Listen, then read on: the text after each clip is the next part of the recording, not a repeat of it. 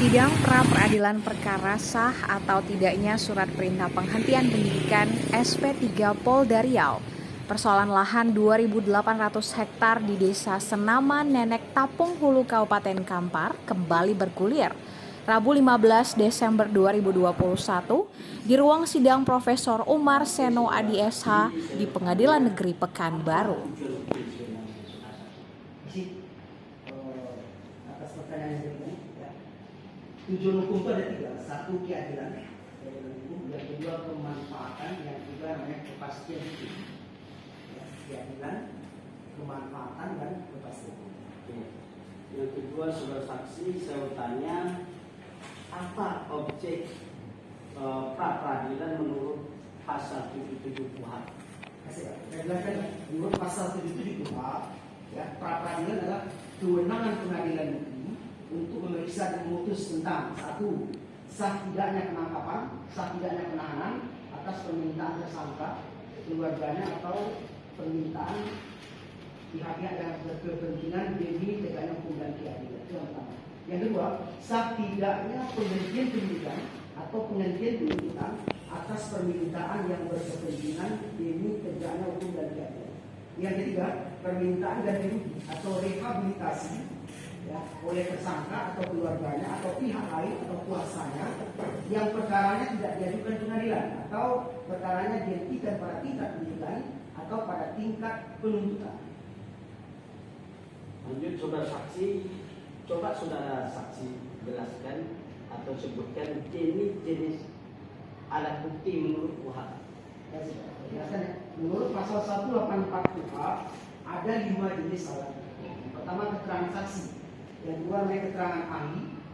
3, surat. 4, petunjuk. 5, keterangan dari terdakwa. Jadi ada 5 surat. Itu bisa dibawakan satu-satu kalau saya memang tidak ada. Lanjut, saudara saksi, coba saudara saksi ahli sampaikan apa yang dimaksud dengan bukti permulaan yang cukup itu.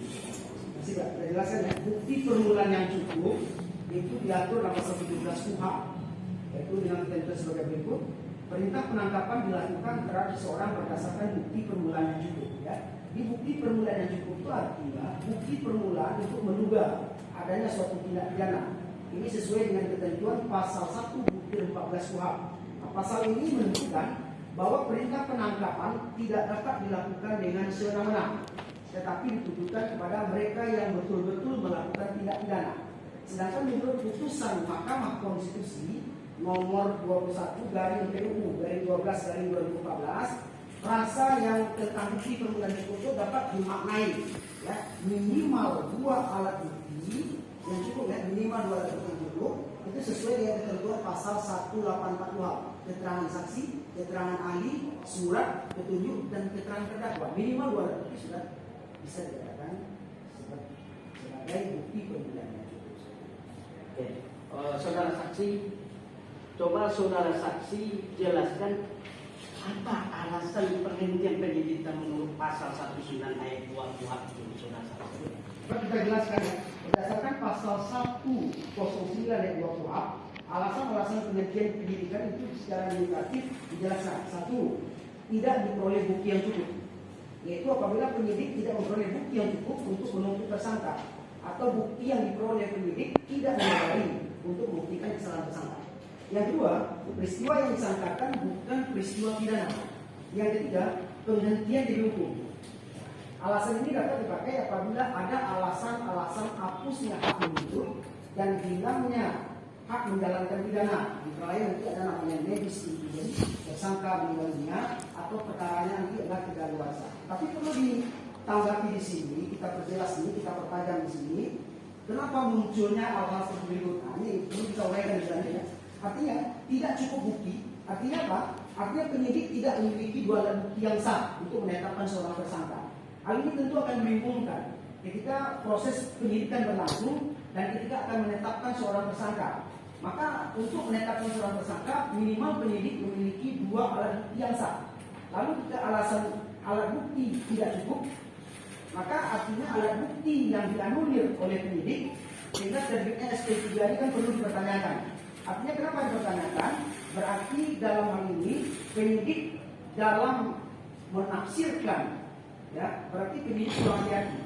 Artinya dalam menilai alat bukti, artinya penyidik bisa saja kurang hati-hati dalam menilai suatu alat bukti, karena nanti berdasarkan hasil penyelidikan itu serangkaian tindakan penyidik, ya penyidik untuk mencari menemukan bukti apakah peristiwa itu sudah ada peristiwa pidana atau belum. Kalau seandainya tidak ada peristiwa pidana, maka perkaranya dihentikan pada penyidikan, tidak usah dihentikan pada penyidikan. Berarti prinsip kehati-hatian kurang. Ini betul ya. Kemudian terkait dengan tidak cukupnya alat bukti, ini juga dapat merujuk pada putusan MK nomor 21 garing PUU garing 12 tahun 2014, bisa dijuntuhkan nanti ya, Perma nomor 4 2016 tentang larangan peninjauan kembali dalam kasus pra peradilan, ya, yang menyatakan alat bukti yang cukup. Dikatakan sini minimal 2 alat bukti. Dikatakan minimal 2 alat bukti di sini artinya apa?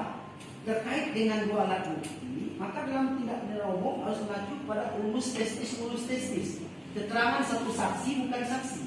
Artinya apa? Ketika seorang akan ditetapkan sebagai tersangka, minimal penyidik sudah mengantongi minimal 2 alat bukti dulu. Tapi kalau saja 2 alat bukti tidak cukup, jangan paksakan naik menjadi tersangka, karena nanti akan berpengaruh.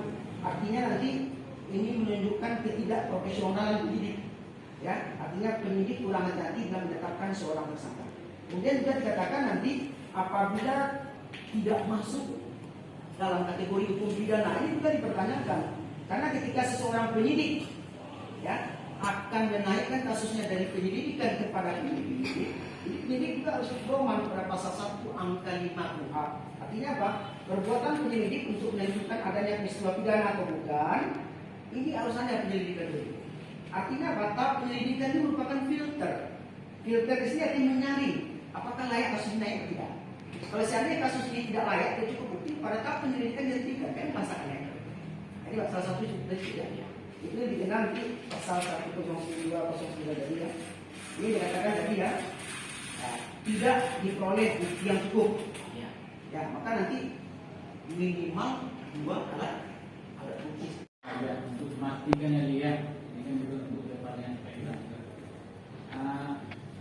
sekarang dalam proses penyidikan ya sudah ada alat bukti bukan sudah yang lainnya ada masalah di transaksi ahli bahkan ahli lah terus penyidik menentukan penyidikan dengan alasan tidak cukup bukti atau ya tidak cukup bukti.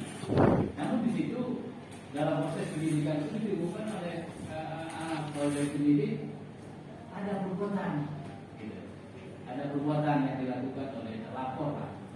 Nah, gimana menurut hal ini? Seperti apa sebetulnya ini? Penghentian penyidikannya seperti apa ya? Apakah itu masuk kategori seperti apa ya? Yang pertama nanti ya, tadi sudah kita sampaikan nanti ya, penyidik dalam menetapkan seorang tersangka ya, minimal kan nanti mempertimbangkan alat bukti. Nanti yang dipertimbangkan nanti kualitas dan kuantitas alat bukti. Kualitasnya ada tapi kuantitasnya gimana? Ini kan pertimbangan. Kemudian nanti meskipun diperlukan minimal alat bukti, 2 alat bukti, tidak ada salahnya nanti di backup dengan alat bukti yang lain. Alat bukti yang lain ini mereka tujuannya nanti apa? Agar tidak ada nanti alasan terbitnya SP3. Ya. Misalnya 2 alat bukti ini dinilai dulu kualitasnya gimana, kuantitasnya gimana. Kemudian bukan cuma 2 alat bukti, harus di backup dengan alat bukti yang lain. Sehingga nanti dikhawatirkan nanti tidak ada terbitnya SP3. Karena terbitnya SP3 akan menimbulkan tanda-tanda apa yang sebenarnya. Jadi kuantitas dan kualitasnya juga harus disaring dulu. Ya, kalau seandainya tidak layak,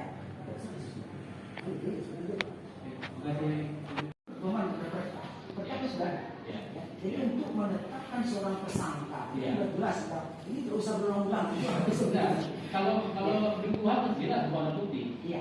2 alat bukti tapi dalam perkap Atau suatu rekomendasi itu apa? itu bukan rekomendasi, ini perkap sudah jelas Pak. Sudah diarahkan perkap bahwa nanti untuk menentukan tersangka minimal 2 alat bukti adalah ditambah nanti oleh perkap dijelaskan harus ada perkara. Supaya nanti peristiwa itu jadi terang. Itu memang perkap sudah dijelaskan. Menurut ahli fungsi dilaporkan juga ada disebutkan tentang fungsi pengawasan. Bagaimana menurut fungsi pengawasan? Ya, fungsi pengawasan artinya pimpinan itu lakukan pengawasan ya terhadap bawahan-bawahan. Karena sampai bahwa nanti melakukan penyimpangan atau melakukan tindakan-tindakan yang tidak sesuai dengan prosedur. Maka kan prinsip 5M melihat, mendengar, mempelajari, menganalisa, pimpinan akan mengambil. Dilihat dulu, ada nggak penyimpangan-penyimpangan yang dilakukan oleh bawah. Itu sebabnya minimal seorang penyidik itu minimal S1. Ya, tidak boleh nanti dia tidak S1 walaupun dia tahu proses, tapi kalau dia tidak S1 tidak boleh dipilih. Karena nanti untuknya kan level S1 adanya pemahaman.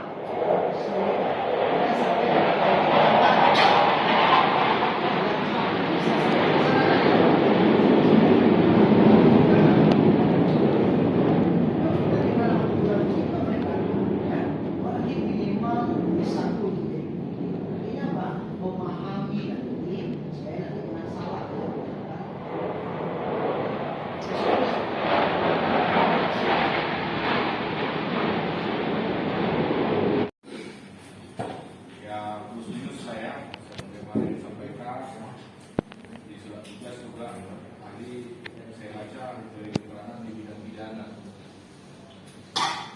Pertanyaan saya satu aja ahli.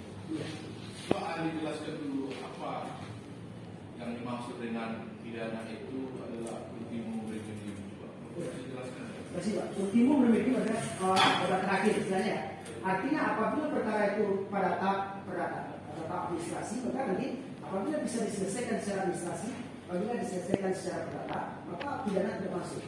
Ini ultimum remedium artinya obat terakhir, istilahnya kajian yang terakhir. Apabila perkara pidana, perkara perdata administrasi tidak bisa menyelesaikan, maka langkah terakhir itu ultimum remedium, obat yang terakhir. Gitu ya. Jadi obat terakhir kalau saya punya istilah ahli, obat terakhir pidana lah ya. Iya. Sebaiknya didahulukan penyelesaian cara cerai selain pidana ya.